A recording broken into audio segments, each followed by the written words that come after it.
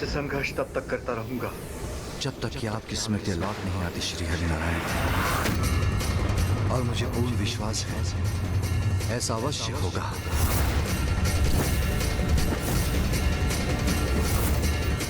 वो पशुपति अस्त्र जिसमें जगत के समस्त जीवों की ऊर्जा समाहित होती है, उसका प्रयोग अब नारायण अस्त्र के विरुद्ध होने जा रहा था।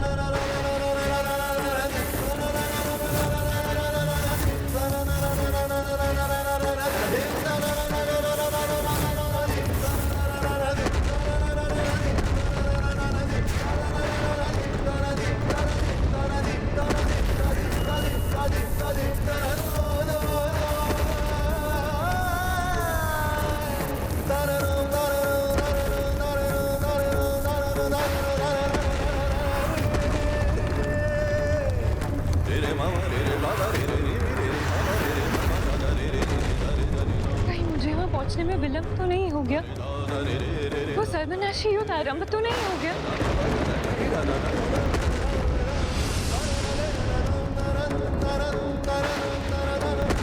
हमें शीघ्र वहां पहुंचना होगा।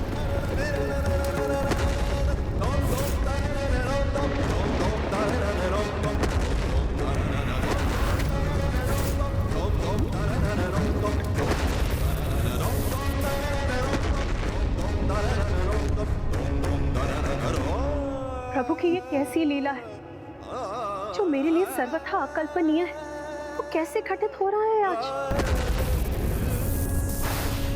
स्वामी और श्री हरि नारायण परस्पर युद्ध करने के लिए क्यों तत्पर हो उठे?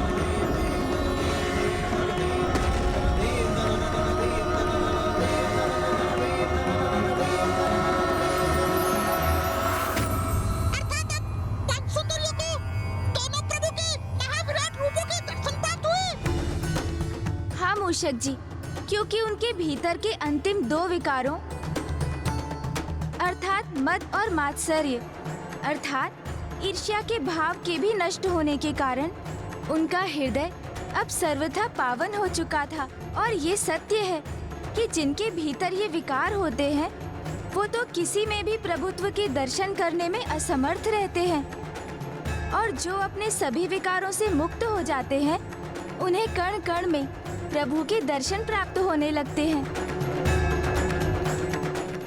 और अब वही हो रहा था उन पंच सुंदरियों के साथ।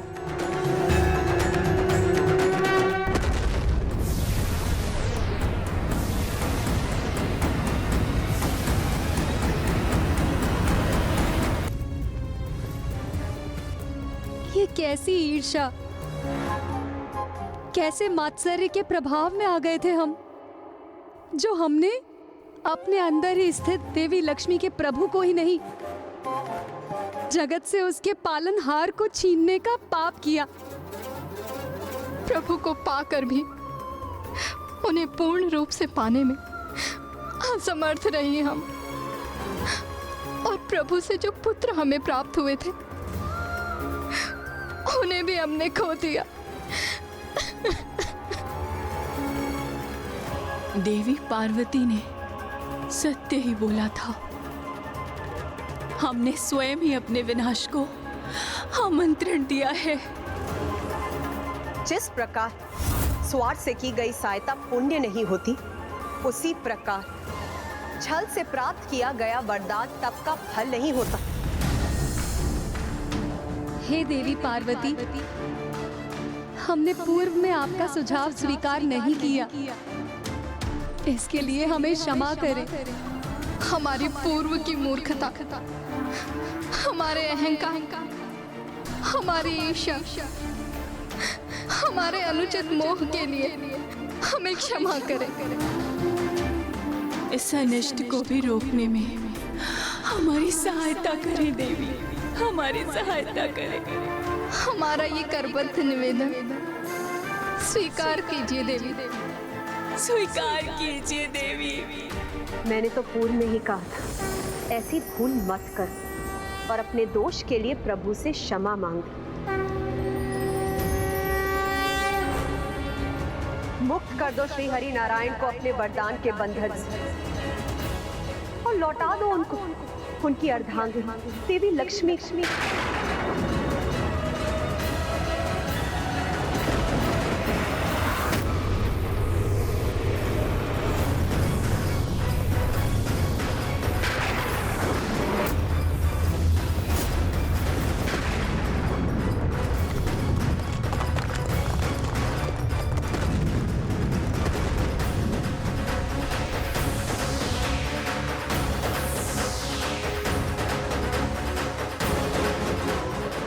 प्रतीक्षा में और विलंब कर रही हो तुम सभी।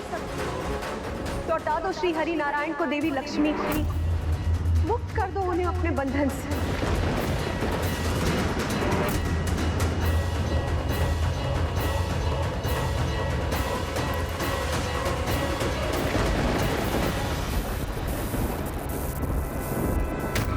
हम आपको हमारे वरदान के प्रभाव से मुक्त करते हैं प्रभु। अब आपको न महादेव, न देवी लक्ष्मी और न ही उस जगत को भूलने की आवश्यकता है जिसके पालनहार हैं आप। लौट जाइए अपनों के पास, लौट जाइए अपनों के पास, लौट जाइए अपनों के पास।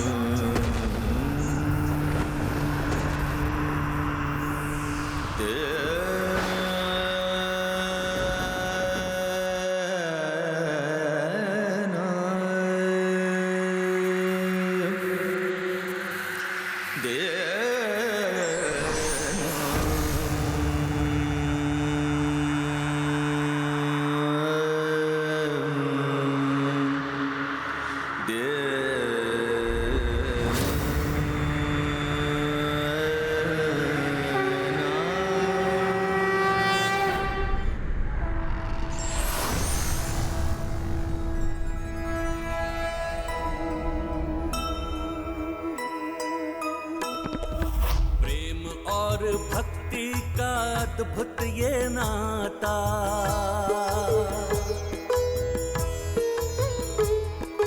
विष्णु और शिव जी के प्रेम को दर्शाए। आंखों में झलक रहे भाव सभी मन के, एक दूसरे को प्रभु देखे ही जाए। हृदय में विष्णु जी के शिव की छवि है, शिव जी के हृदय में विष्णु समाए।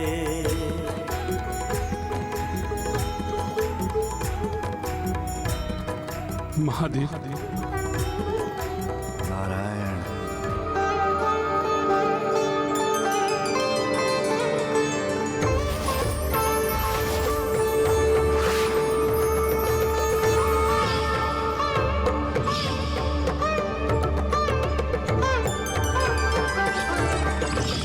देवी लक्ष्मी।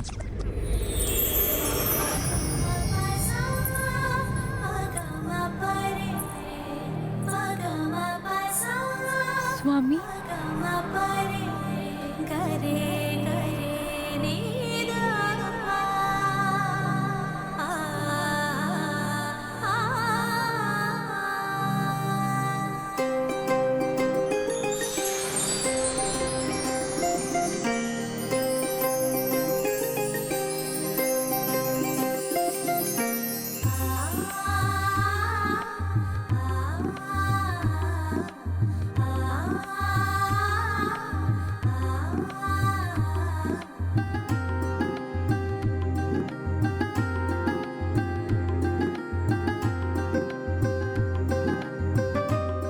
स्वामी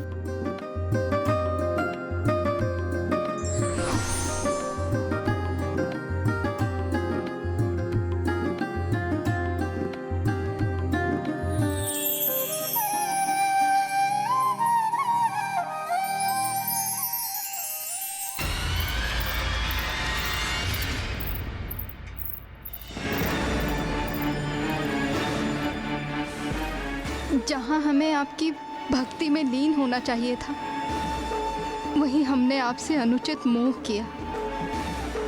जहाँ हमें बहन लक्ष्मी की प्रसन्नता पे आनंदित होना चाहिए था, वहाँ हमने उनसे ईर्ष्या का भाव रखा। हमें हमारी इस भूल के लिए और इस बड़े दोष के लिए क्षमा करें प्रभु। क्षमा करें प्रभु, क्षमा करें, क्षमा करें प्रभु, क्षमा करें।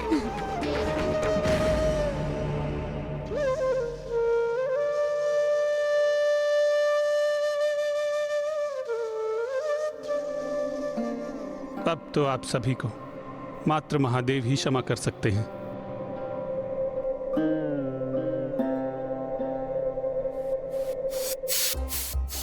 हे दयानिधान, हे प्रभु शिव शंकर, हे महादेव, हमने आपका अपमान करने का दुस्साहस किया है, घोर पाप किया है। हमने आपको प्रभु श्री हरि नारायण को उनके स्थान पर ले जाने से रोकने का अपराध किया है। हमें क्षमा करें प्रभु, हमें क्षमा करें। क्षमा कर दीजिए प्रभु, क्षमा कर दीजिए प्रभु, हमें क्षमा कर दीजिए।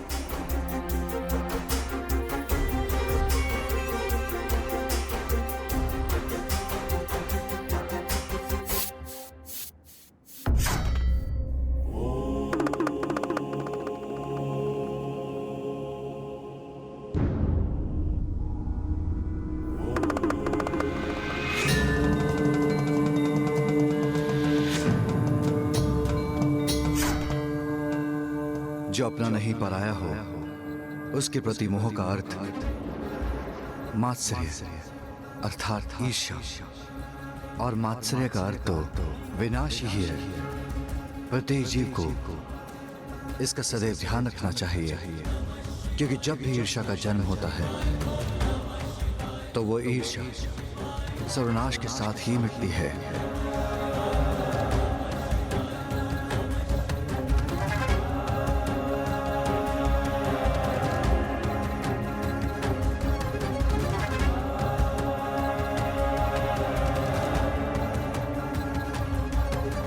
पूर्ण हुई। अर्थात प्रभु ने अपने प्रभु वृषभ अवतार से उत्तम जीवन का एक नवीन सूत्र स्थापित किया कि कभी भी किसी पराई वस्तु अथवा व्यक्ति के प्रति मोहित नहीं होना चाहिए, और ना ही किसी भी प्रकार की ईर्ष्या को अपने हृदय में स्थान देना चाहिए, क्योंकि जो पराया है वो कभी अपना नहीं हो सकता। अब हमें प्रभु वृषभ की स्तुति करनी चाहिए।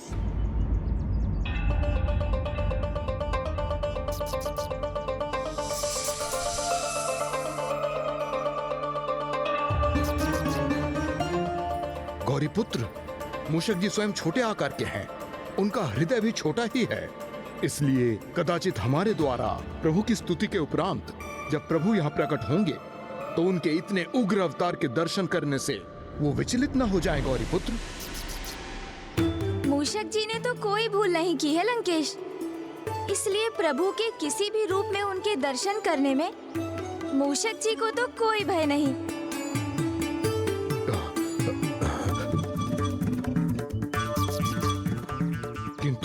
गौरीपुत्र,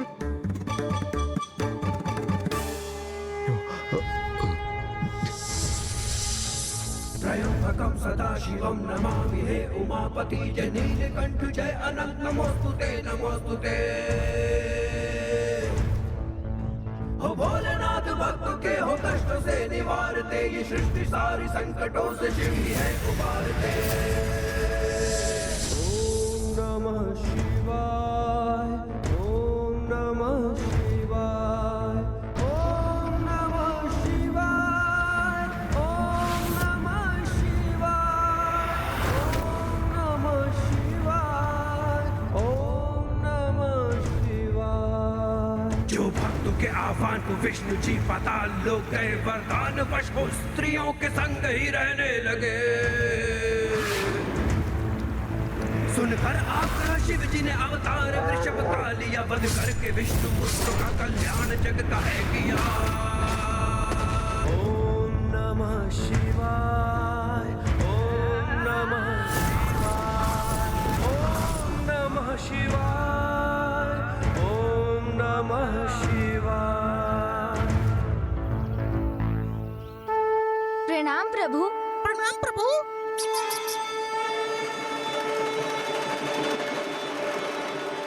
लंकेश रावण का भी प्रणाम स्वीकार कीजिए प्रभु।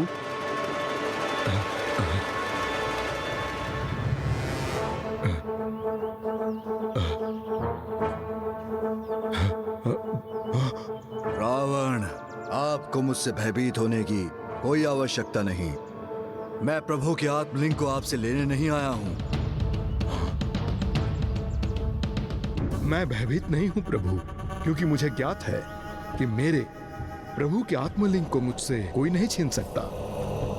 और शीघ्र ही मैं इनके साथ लंका नगरी भी पहुंच जाऊंगा, क्योंकि इस वन के उस पार कोंकण है और वहीं से कुछ दूर सागर तट, और फिर मेरी लंका।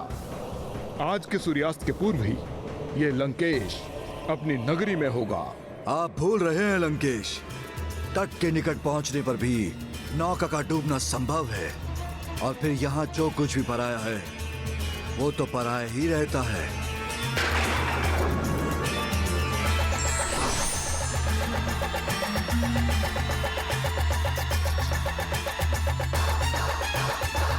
अब आप कहाँ खो गए लंकेश?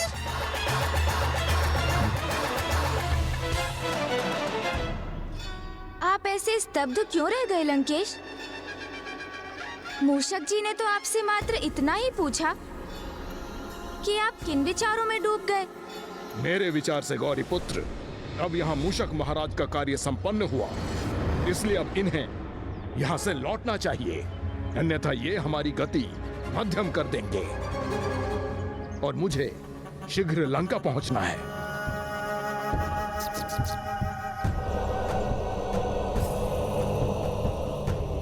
वैसे भी आगे इस वन के मार्ग में सर्प और अजगर है।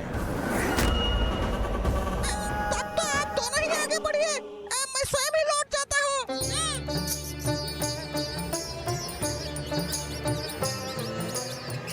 मूषक जी, ओहो, मूषक जी तो गए, अर्थात अब मुझे स्वयं ही लंकेश को विलंब करवाकर उन्हें लंका जाने से रोकना होगा। मूषक। लंकेश, जल ग्रहण कीजिए।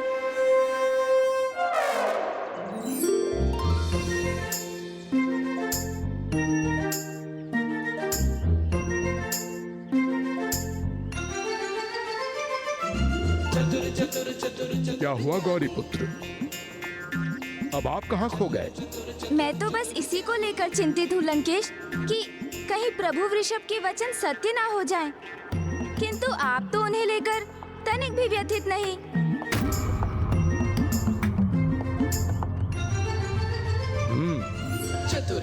मुझे एक बात बताइए गौरी पुत्र, प्रभु अपनी संपूर्णता में किस रूप में प्रकट होते हैं? प्रभु के समस्त रूप, समस्त अवतार तो एक ही हैं, किंतु महादेव ही देवों के देव हैं, वो ही सर्वोच्च हैं।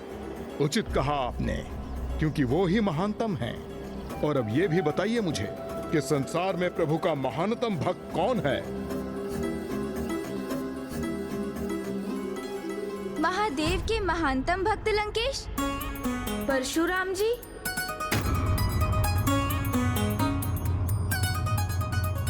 गौरी पुत्र, मैं आपसे प्रभु शिव शंकर शंभु के महानतम भक्त को लेकर प्रश्न कर रहा हूँ।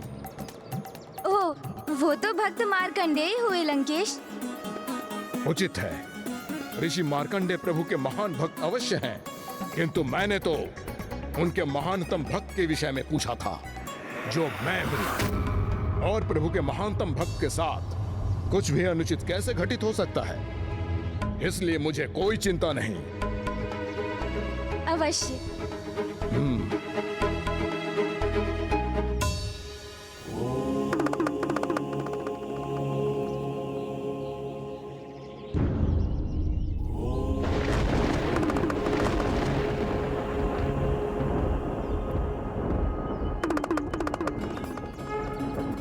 और देखिए गौरी पुत्र, मेरे प्रभु शिव शंकर शंभु तो सदा मेरे साथ हैं। उसका प्रमाण आपके समक्ष है। प्रणाम पिताश्री। और प्रभु के इस कृष्ण रूप के दर्शन से मुझे उनके कृष्ण दर्शन अवतार का स्मरण हुआ है। आइए, अब मैं आपको प्रभु अवतार की अगली कथा सुनाता हूँ। अवश्य लंकेश, चलिए।